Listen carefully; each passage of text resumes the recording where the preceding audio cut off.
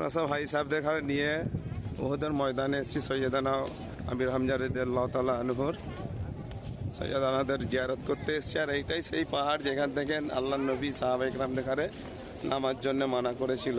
পেছন থেকে কাফেররা এসে এখান থেকে হামলা করেছিল। ইসলামের 70 জন সাহাবি দেখার এখানে শহীদ করা হয়েছিল। এটা ইসলামের দ্বিতীয় যুদ্ধ। তার মধ্যে ওহুদের যুদ্ধতে 70 জন সাহাবাকে আমরা একটা ভুলের কারণে হারিয়ে যাই। এখন আমরা এখানে জিয়ারত করব, সমস্ত কাফেলাকে নিয়ে এসেছি আমরা সৈয়দানা হামজা রাদিয়াল্লাহু আনহুর আমরা জিয়ারত করব।